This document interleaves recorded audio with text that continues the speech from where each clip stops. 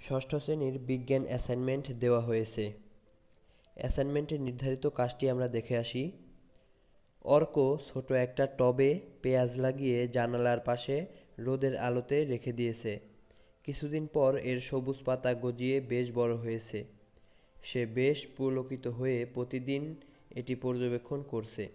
তার বড় ভাই তাকে জানালো যে এখানে একটি বিশেষ প্রক্রিয়া ঘটছে যার মাধ্যমে পরিবেশে অক্সিজেন ছড়াচ্ছে।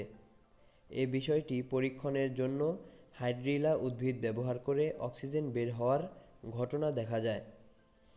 ১ নম্বরে, এই বিশেষ প্রক্রিয়াটির নাম কি? কেন এটি শুধু সবুজ উদ্ভিদেই ঘটে?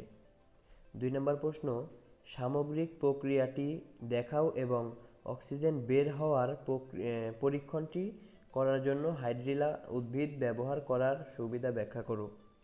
এবং ৩ নম্বর প্রশ্নে বলা হয়েছে, এই প্রক্রিয়াটি না ঘটলে প্রাণীকুলের জন্য হুমকিস্বরূপ হবে কিনা যৌক্তিকতা নিরূপণ করো। তো এই ছিল প্রশ্ন। মূল্যায়ন রুবিক্সটা একটু পড়ে নিও এবং নির্দেশনাগুলো মেনে তোমরা অ্যাসাইনমেন্টটি করবে।